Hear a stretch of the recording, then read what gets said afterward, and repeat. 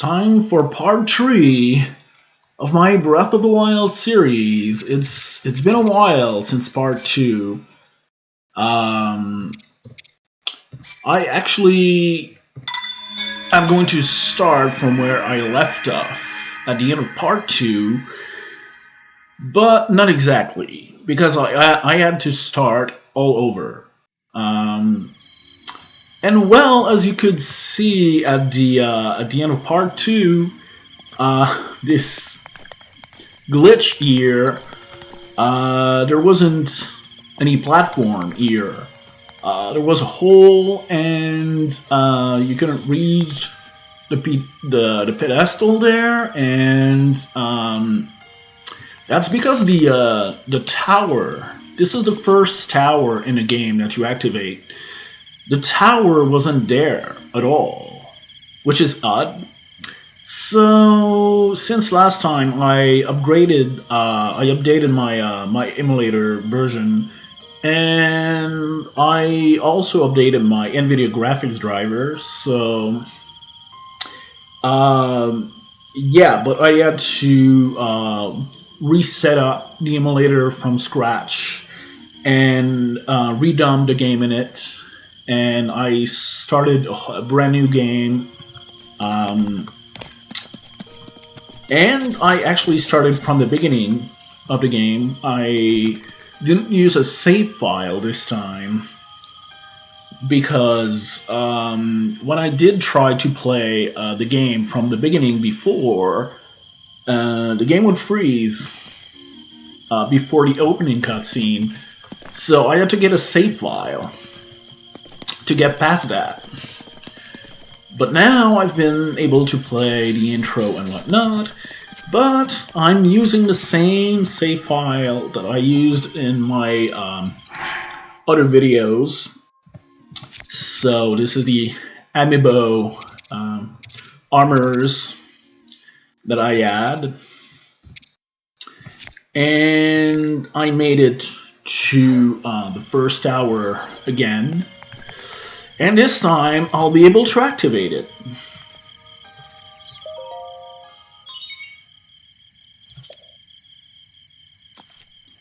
So there it goes. Updating emulator version fixed some issues with the game. Other issues than this major game-breaking glitch there was here. And a combination of that and upgrading graphics driver is making the game run better as well. Without recording, I would get between 35 and 45 FPS, and now it's pretty much between 40 and 60. This cutscene here, when I'm not recording, is running at 60 FPS. But I'm using OBS, so it's eating up the frame rate quite a bit while recording by about 5 or 10 FPS. So it doesn't run as well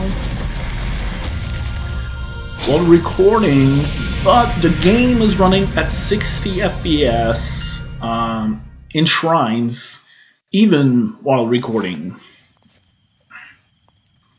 So it's running better than ever.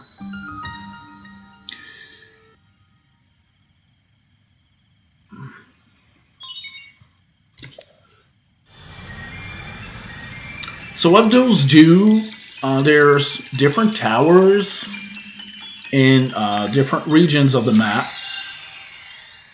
And when you activate a tower, it's downloading the regional map on your tablet, so you can see the region of the world where you are.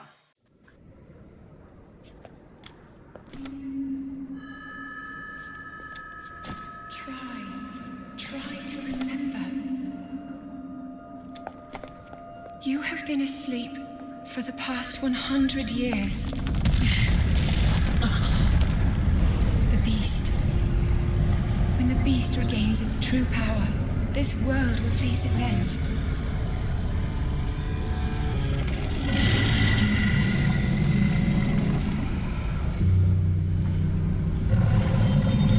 It's Ganondorf over Hyrule Castle. Now then, you must hurry, Link. Before it's too late.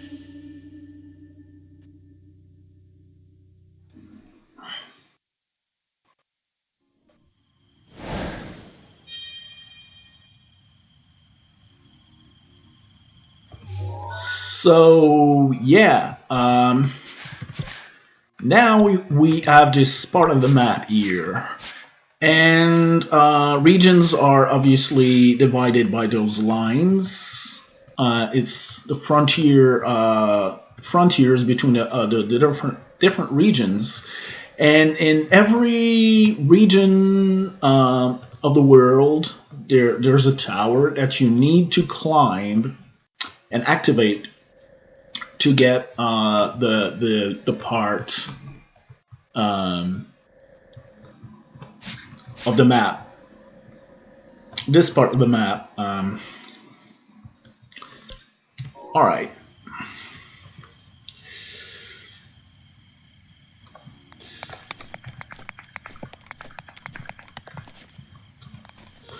So now you need to go back down.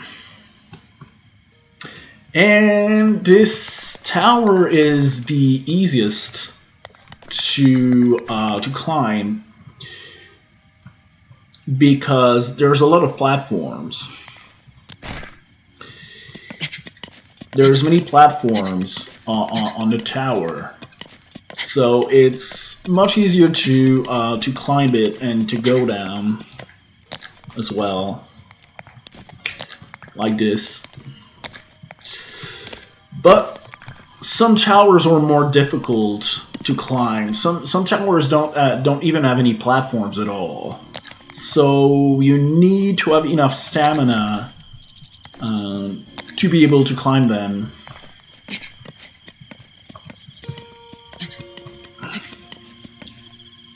All right.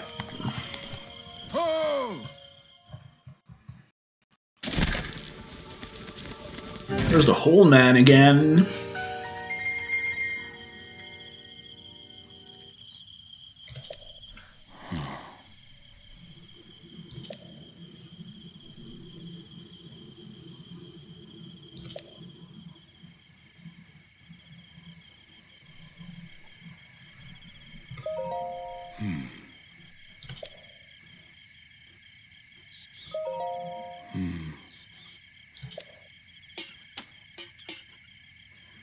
Well, actually, that's the voice of Princess Zelda, but you're not supposed to know that yet.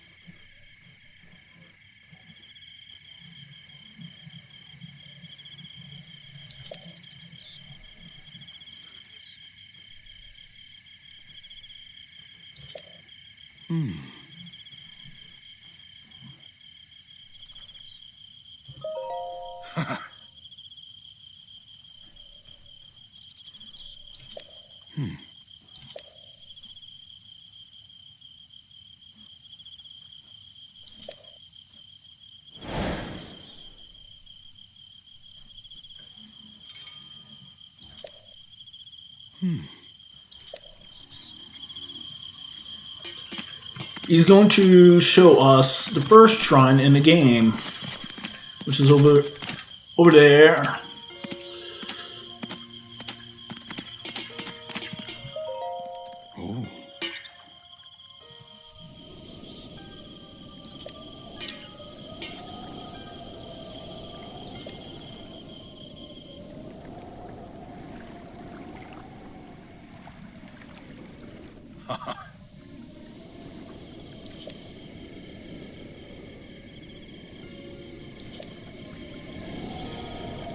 So yeah, you need to complete the first run in the game. That's the next objective. In that first shrine, you get the first module of the tablet, which is magnesis. It's a magnet that you need to use to solve puzzles with.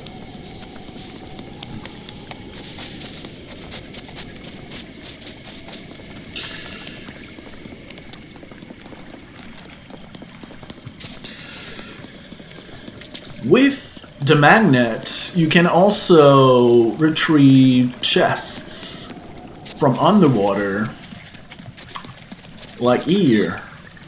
There's some chests here, so you need the magnesis module to be able to.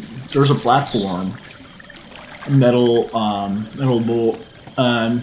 bar there. You can use it to make a bridge.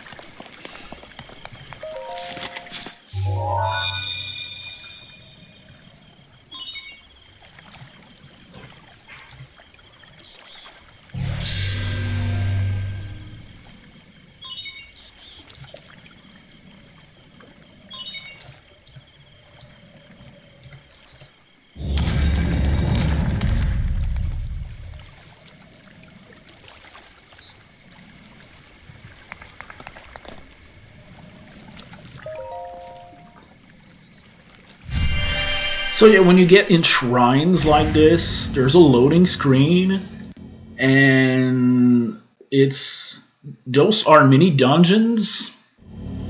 And since you're not outside anymore, the frame rate is much better.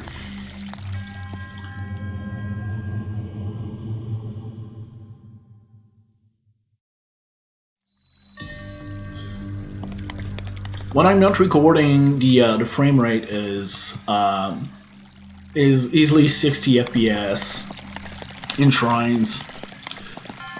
So you need to activate this here with the tablet, and it downloads the magnet module in the tablet.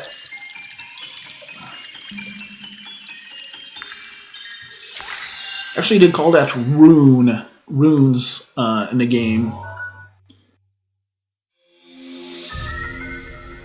So that's the first rune that you get.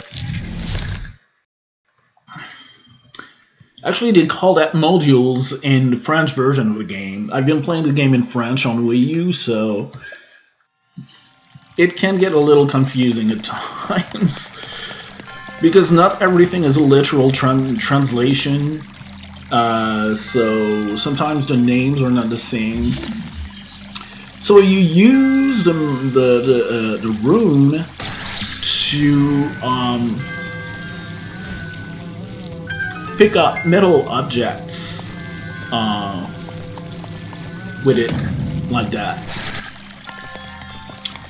And there's many puzzles that require you to do that, to use it.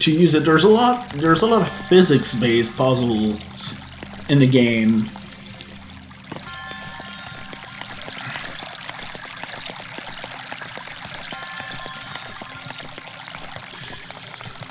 So speaking of physics, you need to use the rune to pick up that block here and push the others to get them out of the way and make a path.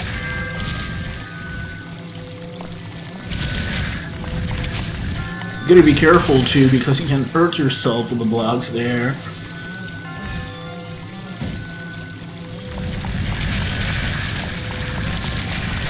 Alright. There's a guardian here.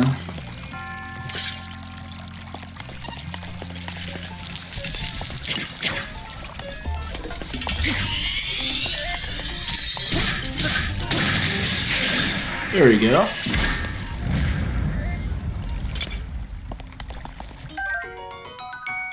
You get some guardian parts, some ancient parts from the guardians, and you can eventually trade those parts to get the ancient armor set, which is one of the best armor set in the game.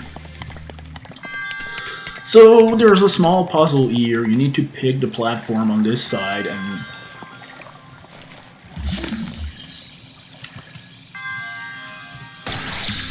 like this, and put it on the other side like that to make a bridge. And those are middle doors, so you need to use a magnet once again to open them. Like that. Yeah. And that's the end of the first shrine.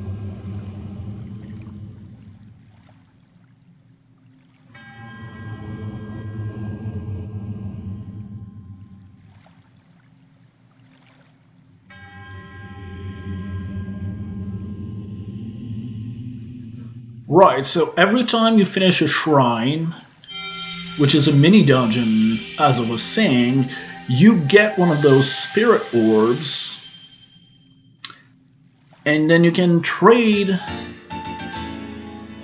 4 spirit orbs at the goddess statue to get an art container or more stamina.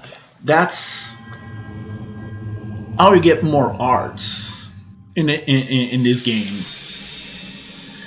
There's 4 main dungeons as well, but you're not going to be able to beat them if you don't do the shrines to get more arts. Oh!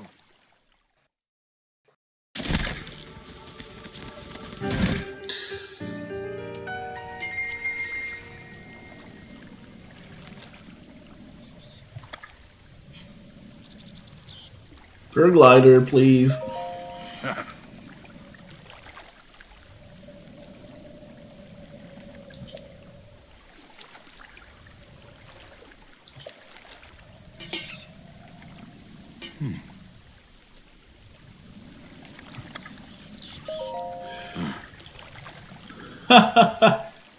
I already know all that, old man, so...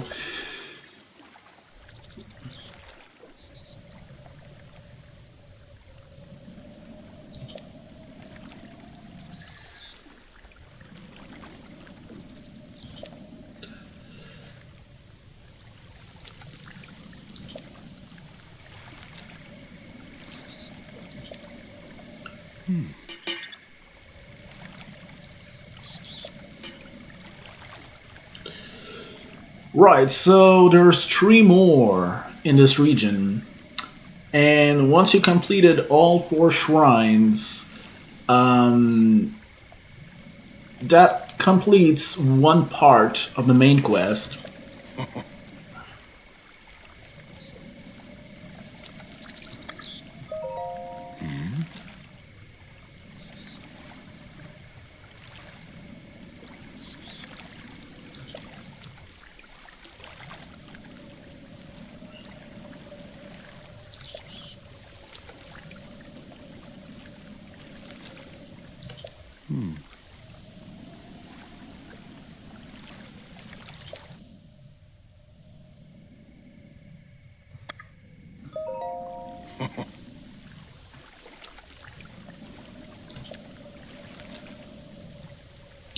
This game is holding your end a lot.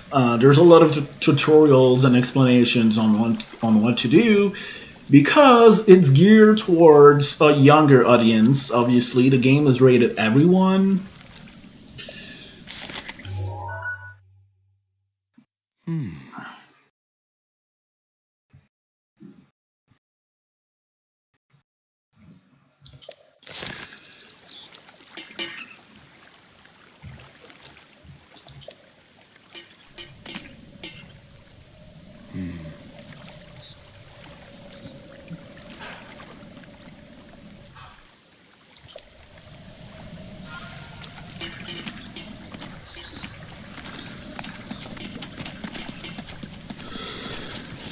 So yeah, to spot the other shrines, you need to go back to the tower. So let's just fast travel to it.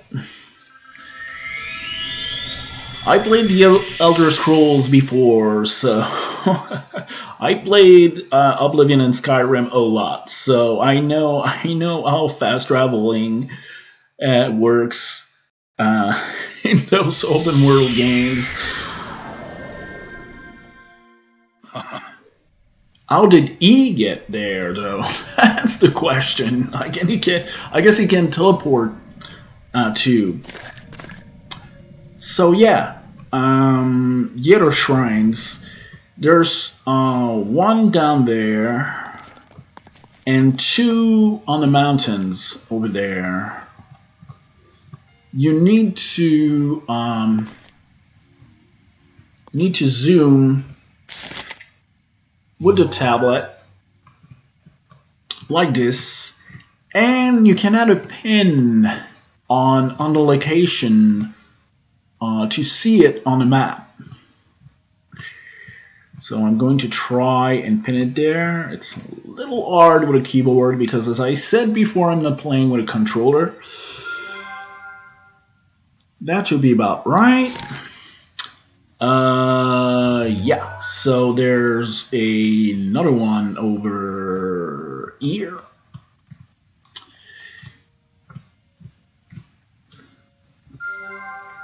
And the other one is down there. Over there.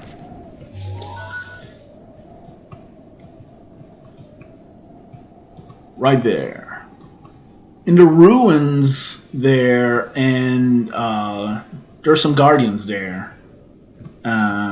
So it's really dangerous.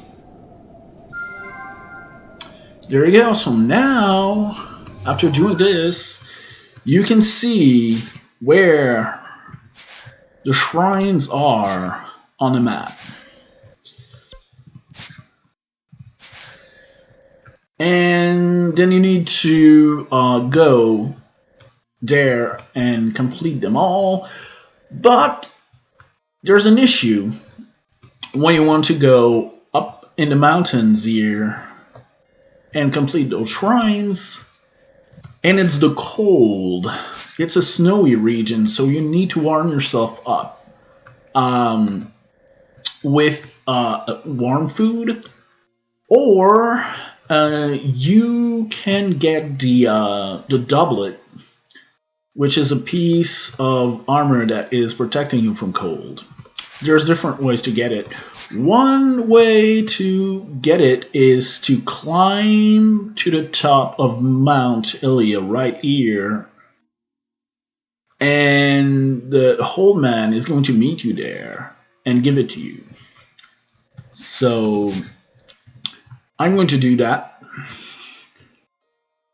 I'm going to leave a mark on the map because you can add some stamps manually to identify different things on the map, like weapons and monsters and cooking pots. And there's those pins that you can add by using the tablet as well. So that will be it for part 3, and next time I will continue from the save file, and